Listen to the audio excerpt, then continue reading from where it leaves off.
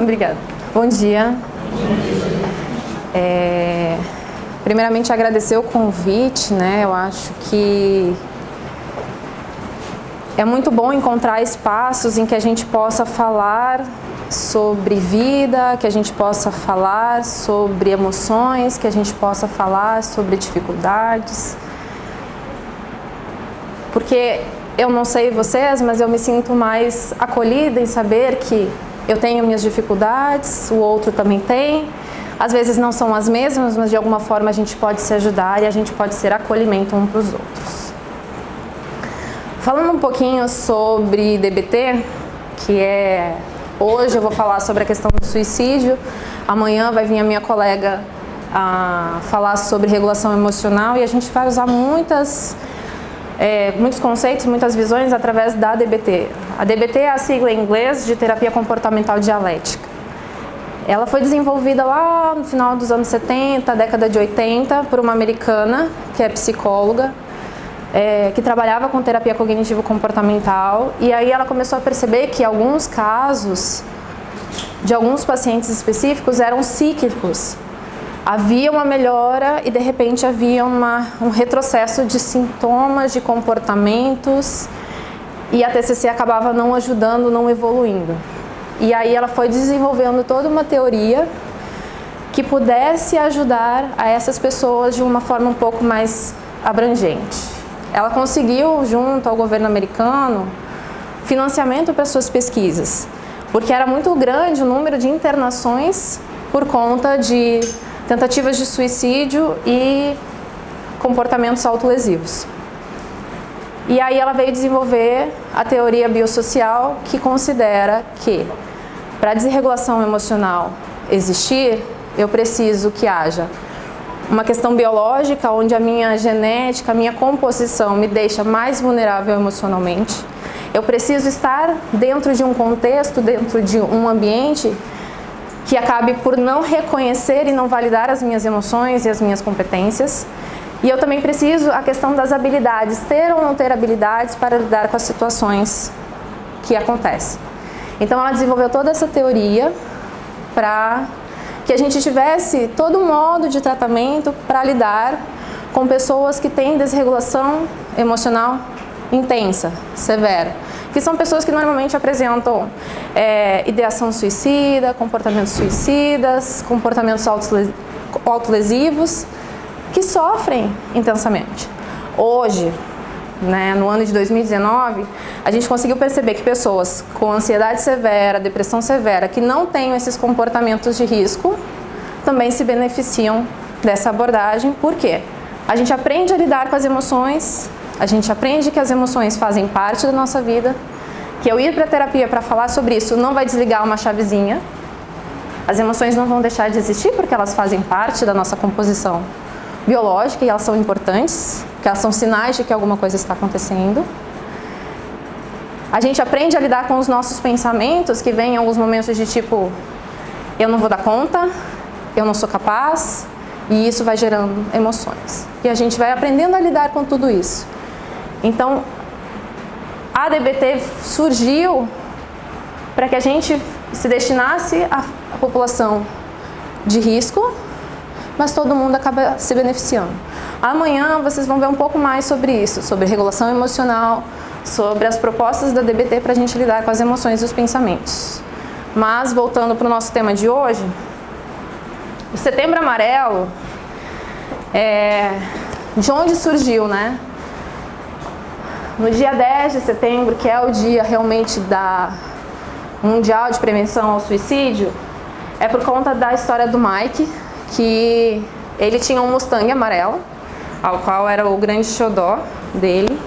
E aos 17 anos, quando seus pais chegaram em casa, o carro estava estacionado na frente de casa e Mike já não estava mais com vida. Na missa dele, né, seus pais entregaram vários cartões para todos aqueles que compareceram, falando da importância de você pedir ajuda se você precisar e de você ser ajuda a quem precisa. Ao mesmo tempo que eles entregaram os cartões, eles entregaram laços amarelos como um símbolo daquele momento. E o amarelo veio justamente por conta do Mustang amarelo que o Mike tinha. O que aconteceu com esses cartões? Eles foram adiante, eles foram além das pessoas que estavam naquele lugar. Adolescentes começaram a pedir ajuda aos professores, adolescentes começaram a se manifestar, outras pessoas começaram a pedir ajuda, porque entenderam que elas não estavam sozinhas. E assim, a campanha de prevenção ao suicídio surgiu lá nos Estados Unidos, no ano de 94. Em 2003, a Organização Mundial de Saúde instituiu a campanha de prevenção ao suicídio, e hoje a gente tem no Brasil o Setembro Amarelo. Então o amarelo é justamente esse sentimento de prevenção ao suicídio e de valorização à vida, de ajuda a quem precisa. Sim? Alguns dados da Organização Pan-Americana de Saúde sobre suicídio. Cerca de 800 mil pessoas morrem por ano. Para cada suicídio, há muitas outras pessoas que tentam e não conseguem por algum motivo, certo? O suicídio é a segunda principal causa de morte entre jovens de 15 a 29 anos. Há também muitas pesquisas sobre suicídio em idosos, que também vem aumentando o número, devido ao isolamento social, devido à questão do término da vida profissional, de dificuldades em encontrar novas formas de se sentir útil, de se sentir necessário. A perda, às vezes, de você vir se deparando com perdas de pessoas próximas de acordo com o passar dos anos. 79% ocorre em países de baixa e média renda. O Brasil tem um número equivalente a um suicídio a cada 45 minutos. No mundo, há uma tentativa falha de tirar a própria vida a cada 3 segundos e uma definitiva a cada 40 segundos. E isso só cresce, né? Eu acho que pelo menos, aí fala assim, psicólogo não desestabiliza, psicólogo não, eu fico extremamente mexida ao ver esses números. Na realidade, eu fico extremamente mexida ao me deparar com alguém que fala sobre essa questão de que viver está difícil, né? E eu acho que essa sensibilidade diante dos números, diante da dificuldade que pessoas possam ter, é necessária para que eu me sinta motivada de alguma forma a poder fazer a diferença para aquela pessoa. Sim? Eu não lembro exatamente quando foi, se alguém souber, saiu uma matéria aqui no Amazonas que são 6 tentativas de suicídio por semana na ponte. Então, a gente vê que isso está muito próximo de nós. Sim? Às vezes às vezes a gente vê que vem filmes ou vê uma coisa tão longe e isso acaba sendo tão próximo. Porque meu esposo, ele é bombeiro e assim, essa semana ele estava comentando no caso dos mergulhadores, eles estão com dificuldade porque eles não estão tendo tempo para descanso, porque todos os dias eles estão procurando um corpo ali na noite. Todos os dias eles estão na lua, então todos os dias estão ocorrendo suicídio, só que isso não está ficando registrado. Na realidade, é interessante essa questão dos registros, parece que houve um boom, né? A sensação que, tipo assim, de repente aumentou do nada. Mas o que acontecia é que os registros não eram feitos por suicídio, mas por outras formas como a pessoa chegou àquele fim, entende? Então o registro não era o suicídio, o registro eram outras causas de morte. E hoje a gente já tem um cuidado maior nesses registros, o que permite que a gente crie políticas, modos de tratamento para que a gente possa atuar junto a essas pessoas. Sim? Então, a forma como está sendo visualizado isso hoje é muito importante. Sim? Porque talvez, para mim, doa menos que alguém morreu por um acidente de carro porque dirigiu em alta velocidade do que porque aquela pessoa dirigiu em alta velocidade porque ela queria morrer. Sim? às vezes mobiliza muito mais e às vezes por eu não lidar com as emoções que aquilo me causa, eu prefiro visualizar de uma forma diferente. De acreditar, não, isso que você está sentindo vai passar. Talvez passe, mas o que eu estou fazendo para que aquilo passe? Sim? Então, hoje é um problema de saúde pública. Eu acho que... eu não sei o que a Monique vai falar, mas eu acho que eu posso falar para nós duas que hoje a gente, enquanto DBT Amazônia, de trazer a terapia comportamental dialética para cá, a gente fica muito feliz de que a gente já conseguiu conversar com as secretarias de saúde, tanto do estado e do município, sobre a possibilidade de um programa que possa vir a ajudar na prevenção dessas situações ao falar mais sobre emoções, ao falar mais sobre problemas, ao falar mais sobre como podemos lidar com aquilo que nos acontece. Então hoje virou um problema de saúde pública, sim? O que se acredita sobre o suicídio, que a gente... Crenças são coisas que a gente aprende lá desde pequenininho, que comer manga e tomar leite não faz bem para a saúde. Pelo menos na minha terra era, se você comer melancia ou comer uva, você não vai poder tomar leite, você tem que escolher entre o que você quer. Porque faz mal, entende? Então, assim, muitas crenças elas vão se propagando de acordo com aquilo que a gente vai aprendendo, conforme a vida vai passando, e às vezes a gente não para questionar se aquilo não mudou, ou se realmente aquilo é verdade para mim, mesmo que possa ser verdade para o outro, sim? E justamente por esses tabus, a gente acaba não falando sobre, e pesquisas mostram que quanto mais a gente falar, melhor. Quanto mais vezes a criança perguntar quanto é 2 mais 2 e eu ensinar que é 4, de várias formas diferentes, maior a probabilidade dela aprender que 2 mais 2 é 4. Pensamentos e sentimentos de querer tirar a própria vida, vontade de sumir, de dormir para sempre, são coisas comuns que podem acontecer com pessoas que pensam sobre está difícil viver. E uma coisa muito importante, às vezes a pessoa não quer morrer, ela quer que o sofrimento pare. E às vezes ela acha uma solução para o problema dela. E a solução é: se eu não estiver mais aqui, tudo se encerra. Sim? Por um tempo, o suicídio foi visto como um sintoma de transtornos de personalidade, transtornos de humor. Na DBT, a gente vê como um comportamento, uma solução para um problema que existe. A questão é, não é a solução que a gente gostaria que fosse. Existem várias outras que a gente pode buscar e colocar como opção para aquela pessoa. Sim? É uma solução para o paciente, mas é um problema para o terapeuta, é um problema para o profissional de saúde, é um problema para a família, é um problema para os amigos. Sim? Atinge todas as classes sociais, ricos, classe média, pobres, homens, mulheres, crianças, adolescentes, adultos, idosos, heterossexuais, homossexuais, bissexuais. Não há uma definição de que, tipo, são essas características aqui que definem. Não. Qualquer pessoa, sim, pode passar por isso.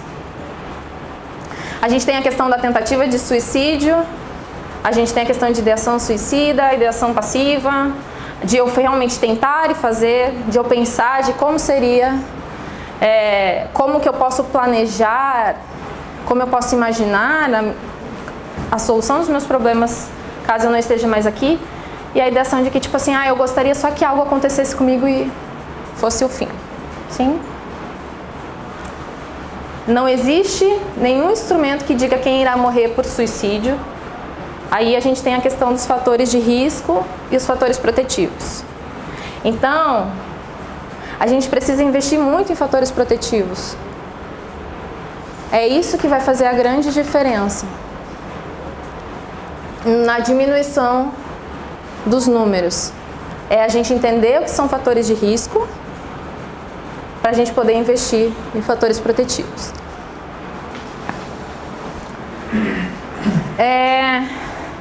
Pensando aqui, né? Dentro da teoria que a Marsha Linehan desenvolveu, ela fala sobre transações. Eu tenho uma composição biológica que me torna sensível a estímulos, que vem desencadear emoções. Essas manifestações, sensações corporais vão afetar o meu comportamento. Então, se eu estou ativado pela raiva e eu não consigo lidar com ela, de encontrar, tipo assim, eu preciso agir de acordo com a raiva ou não, isso afeta meu comportamento diretamente. Eu estou com raiva, eu posso optar por sair de perto do meu marido, ou eu posso decidir partir para cima. A forma como eu agir vai afetar o meu ambiente. Se eu resolver partir para cima do meu marido, ele vai ter uma reação, essa reação vai afetar o meu organismo, vai afetar o meu comportamento e vai afetar para cá, entende? Tudo acontece junto, gerando consequências e influências sobre os outros. Por isso que é importante que a gente esteja muito atento à forma como a gente lida com as coisas que acontecem ao nosso redor. E aí, falando sobre suicídio, a gente precisa estar muito atento à forma como eu lido sobre suicídio. Se eu penso que aquela pessoa que morreu por suicídio ou que tentou, ela é fraca, e alguém próximo de mim escuta esse comentário, a probabilidade que ele não te procure no momento de ajuda pode ser grande, porque se ele está dizendo que eu sou fraca, eu vou tentar outra coisa para lidar com isso. Sim. Então a gente tem que ter muito cuidado como que a gente está se relacionando no nosso ambiente com as pessoas que estão ao nosso redor. Fatores protetivos.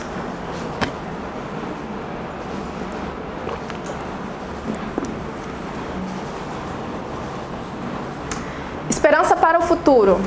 Quais são as minhas metas de vida? O que eu quero para mim hoje? Hoje eu quero sair do trabalho e ir para o cinema. O que eu quero para mim daqui para o final do ano? Quais são as minhas metas de 2019 que eu ainda quero alcançar? O que eu quero para mim a longo prazo? Quais são os lugares que eu quero conhecer? Quais são os livros que eu quero ler? Quais são as minhas motivações para aqui estar?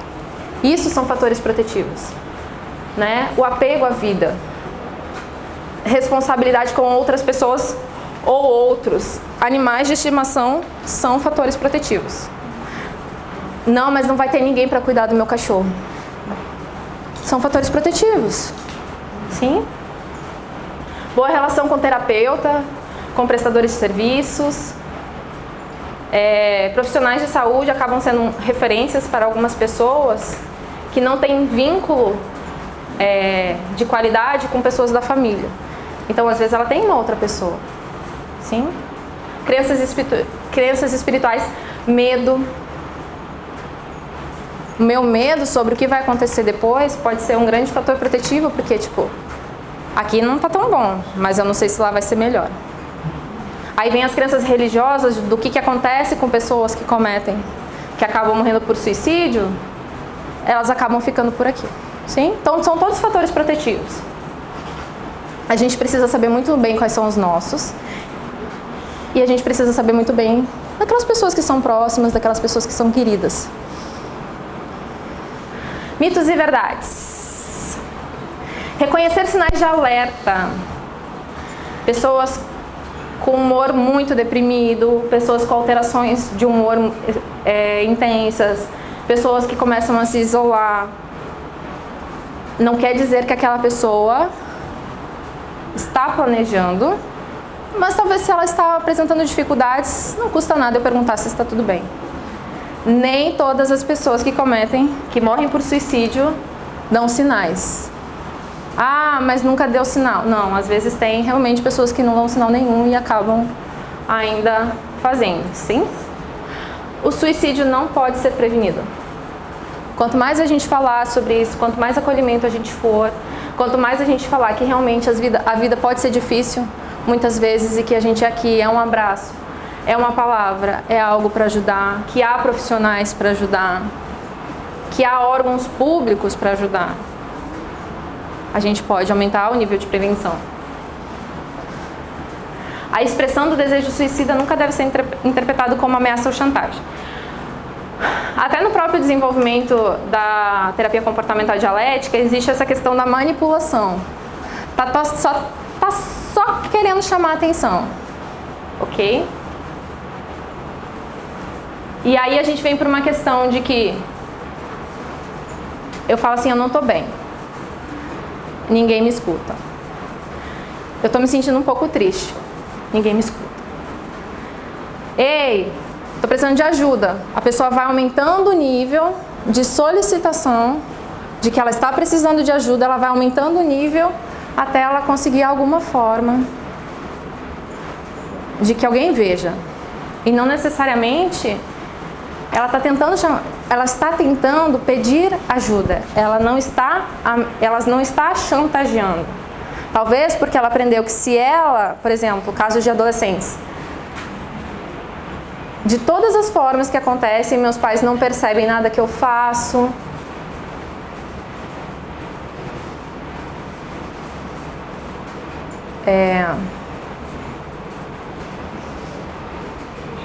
Fugiu o pensamento. Depois, se ele voltar, eu continuo, tá? Essa questão de chamar atenção, não necessariamente ela está fazendo intencionalmente, mas ela está fazendo algo que funciona de alguma forma. Eu sei que aquilo funciona de alguma forma. Se eu gritar, eu sei que meus pais vão me ouvir. Entende? A questão dos comportamentos autolesivos. Às vezes tem dois ganhos. Eu me cortar, eu consigo que a minha mãe me acolha e ao mesmo tempo reduz a minha dor. A minha dor física ela é tão grande que a minha dor emocional acaba sendo menor. Falar sobre suicídio aumenta o desejo de cometer suicídio. Não vamos falar sobre isso. Vamos falar sobre isso. Quantas vezes forem necessárias. Não só no mês de setembro, mas os 365 dias do ano. Sim? Aí aqui, ó, falar sobre suicídio pode estimular essa realização. Não. E existe até uma questão do próprio jornalismo, de comunicação sobre suicídio, é que eles não deveriam colocar essa palavra em manchetes, eles não deveriam falar sobre como aconteceu. Mas falar, os números de suicídio são sim, mas eles não devem falar como acontece. Por envenenamento, por enforcamento, enfim, não vou... É só para vocês terem uma ideia. A ideia não é falar sobre os métodos que as pessoas utilizam, mas é falar que isso está acontecendo, e isso está acontecendo porque as pessoas estão tendo dificuldade de lidar com seus problemas. Aí teve eu acho que ficou com sentido de falar sobre aumenta. Obrigado. E faltou. Obrigado. Não. Ok. Na idade, falar sobre suicídio diminui, né? Tem que trocar. Porque às vezes o cérebro não processa um não também. Nem todos os suicídios estão associados a outros casos de suicídio na família. Não é uma questão genética. Pode sim influenciar, mas não é uma regra. Pessoas que, por exemplo, caso de depressão. Existe um fator genético de que pessoas vindas de famílias com pessoas depressivas podem vir a ter depressão. Não necessariamente, porque vai depender do ambiente em que ela está, de como aquele ambiente considera aquele indivíduo em todas as suas experiências emocionais, em todas as suas ações diante da vida, e uma questão de habilidade, de como aquele ambiente ensina aquela pessoa a lidar com a raiva, com a frustração, com o medo, com a tristeza. Então, não necessariamente o suicídio, via de regra, vem de famílias que já tenham tido esses casos antes, certo? Então, acaba sendo um mito essa questão da hereditariedade. Sim. Voltando naquela questão do aumentar o desejo, há um estímulo quando a gente assiste filmes que tem, como houve aquela questão do 13 razões, né, 13 Reasons Why. Então a gente tem que evitar que veja, tem que dizer não é para ver esse tipo de filme. Ou isso? Eu acho que isso é relativo. Por exemplo, eu estava num atendimento, o paciente estava tendo muitas crises de ansiedade por fatores de vestibular e ela foi assistir um filme de terror, num momento que ela estava emocionalmente mais vulnerável, então acabou piorando a situação. Então assim, eu quero assistir a série dos 13 Razões Por Quê, porque eu quero entender, mas eu estou bem nesse momento para lidar com um tema que é difícil. Então eu acho que a gente precisa ter muito uma questão de conhecimento de si próprio. Por exemplo, dentro da DBT a gente tem 4 modos de tratamento: a terapia individual, o treinamento de habilidades, o coaching sob demanda e a equipe de consultoria.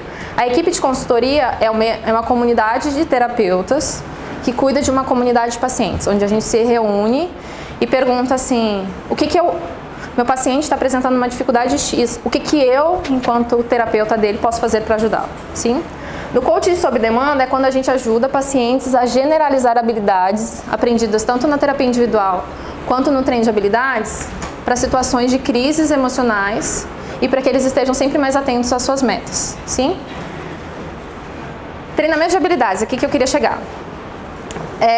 Ele é realizado em grupo e uma das coisas que a gente sempre pede é que os participantes não falem sobre comportamentos problema. Por exemplo, automutilação, ingestão de droga, ingestão de álcool. Por quê? Porque aquelas pessoas que estão naquele ambiente já têm uma vulnerabilidade e aquilo que ele trouxer como experiência pode ser um gatilho para mim. Então eu preciso estar muito atento ao que vai me ativar emocionalmente.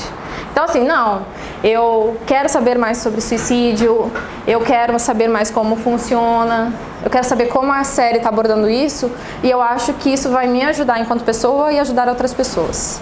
Eu não sei se uma pessoa que já tem esse histórico, se isso vai influenciar ela de uma maneira que vai ajudar ou piorar.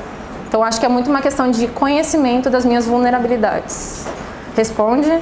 Responde ou não responde, porque deixa responder. Entende? Então é muito uma questão de saber exatamente com o que eu consigo lidar. Por exemplo, saindo um pouco dessa questão do suicídio, às vezes pessoas têm uma vulnerabilidade muito maior com séries que falem sobre política. Tem pessoas que têm uma vulnerabilidade muito maior com filmes que falem sobre sequestro de crianças. Uma vulnerabilidade muito maior com filmes de relacionamento, porque está passando por um momento difícil no seu próprio relacionamento, um término recente. Então acho que a gente precisa estar muito atento ao que está acontecendo conosco naquele momento para saber, acho que agora não. Sim?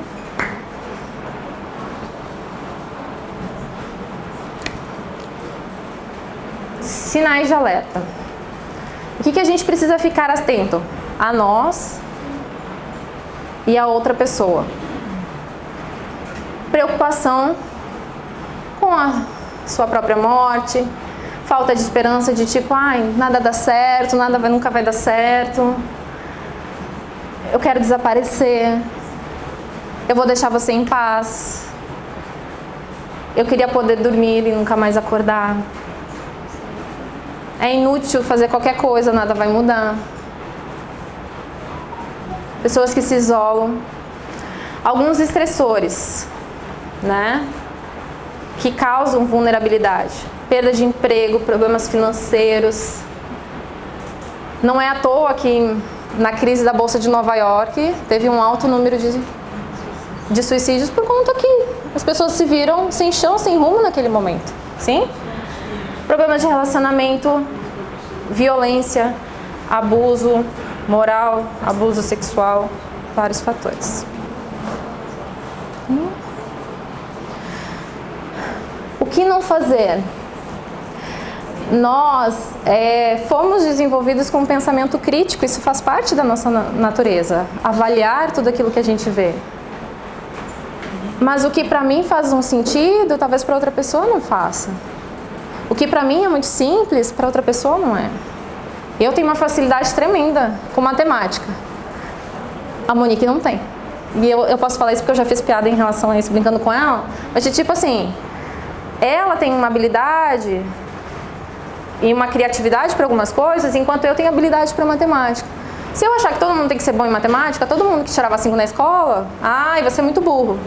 Não, talvez aquela pessoa seja boa em história, em português, e eu seja boa em matemática. Isso é falta de Deus. O que eu acho muito interessante, não posso dizer que tudo que ele fala porque eu não leio tudo, mas a gente vê, por exemplo, a figura do Padre Marcelo, a figura do Padre Fábio, de que eles falam sobre a questão de que eles têm problemas.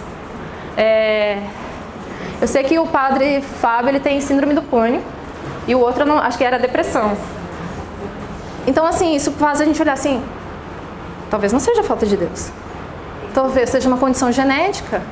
Talvez a questão de ter Deus é que talvez não piorou as coisas, sim? Mas tem muitas coisas. Talvez é colocar muita responsabilidade em Deus para a pessoa estar bem, sim? Eu vi um meme esses dias dizendo assim, poxa Deus, eu queria ganhar na loteria. Aí Deus lá de cima diz assim, mas pelo menos você poderia comprar um bilhete. Sim? Então Deus tem. Para quem acredita, tem a parte dele, mas a gente também tem a nossa, sim? Tantos dar sermão. Tanta gente em situações piores que a sua. Né? Pare com isso. Sim? Pense positivo.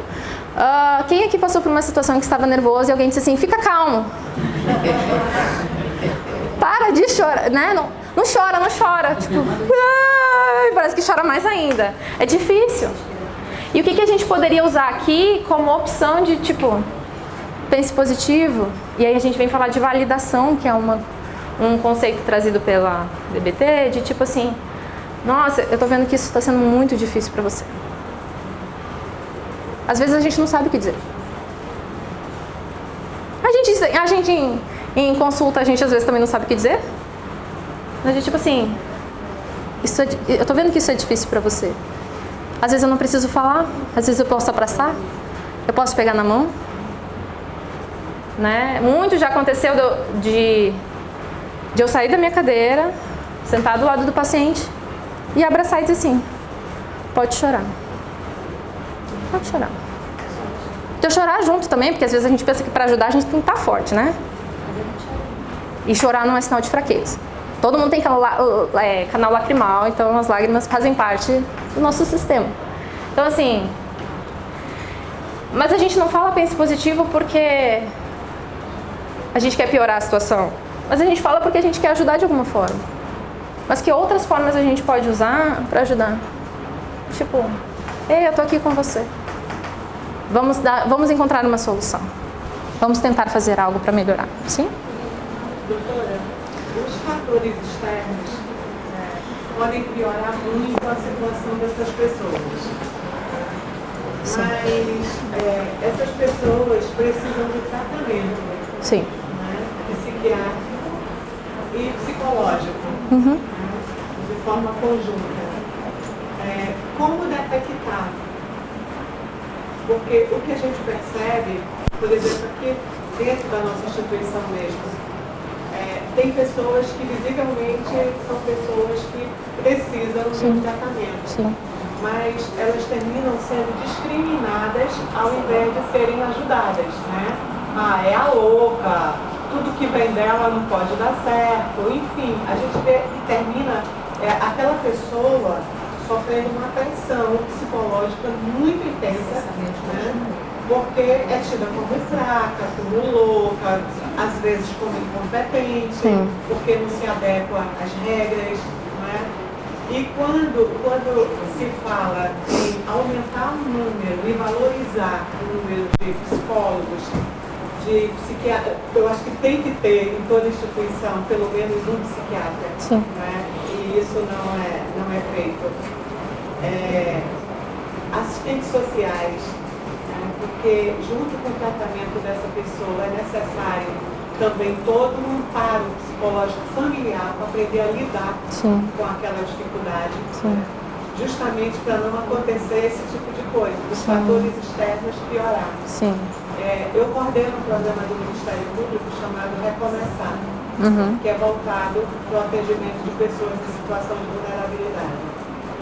E é muito comum meninas, crianças e adolescentes que passam por crimes de estupro e, na maioria das vezes, praticado por algum familiar, muito comum ser o próprio pai, né, chegarem lá todas cortadas, né, se autoflagelando. E aí a família acha que aquela pessoa ali é uma louca. Como é que a pessoa se corta? E todas têm ideação suicida. Quando a abordagem foi desenvolvida, a pesquisa foi feita com mulheres que tinham diagnóstico de transtorno de personalidade borderline e a grande maioria sofreu abuso ou sexual ou físico na infância e adolescência. A grande maioria, não todas. Então isso acaba sendo um fator de vulnerabilidade. Uma sugestão que você pode dar para essa população, e principalmente é uma habilidade que a gente ensina em DBT. Não tem aquelas borrachinhas de dinheiro, liga de dinheiro? Dá pra menina e fala, se você sentir vontade de se cortar porque tá muito difícil lidar com essa dor, coloca no braço e puxa.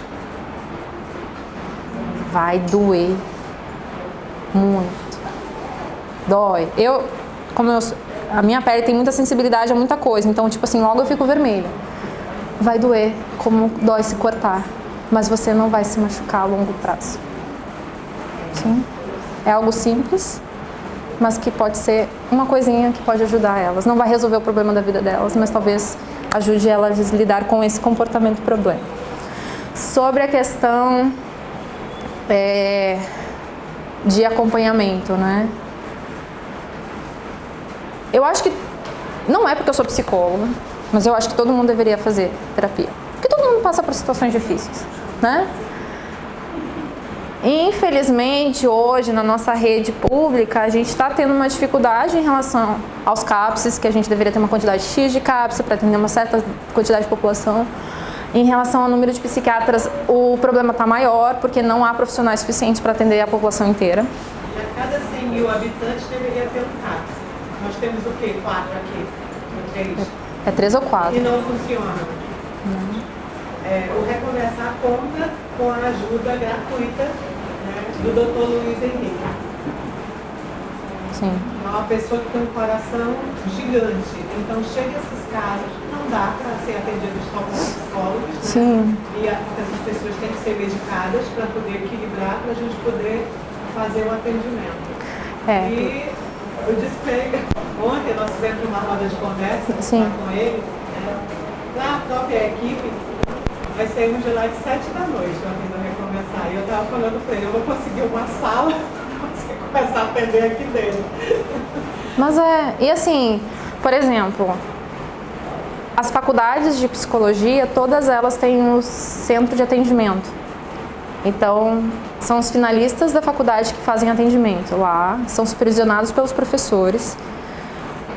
Só que às vezes a lista de espera acaba sendo grande, mas é uma possibilidade para dar um suporte aos CAPs.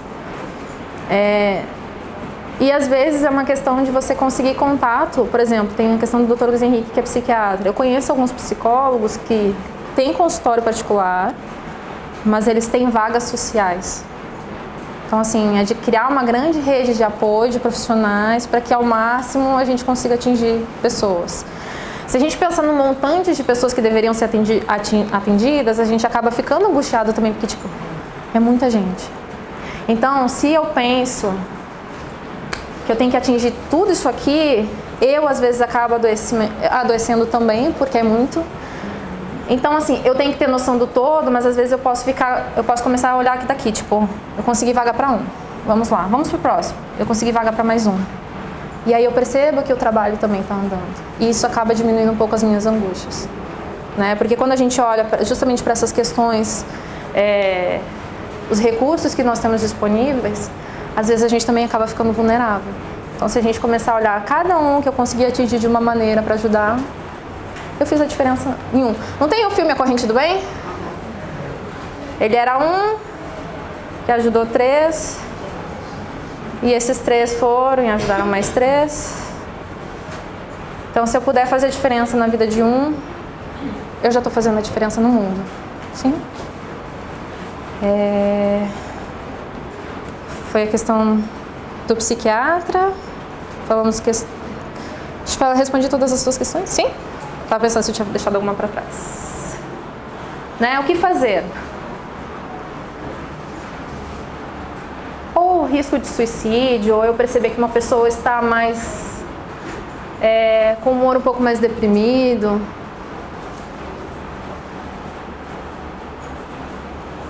Ei, vamos tomar um café? Você não quer ir comigo beber água?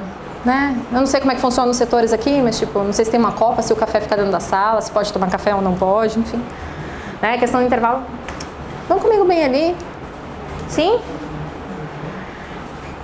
A questão de procurar ajuda profissional. Qual é a diferença do psiquiatra e do psicólogo? Né? O psiquiatra ele é médico, então ele tem a questão da intervenção medicamentosa.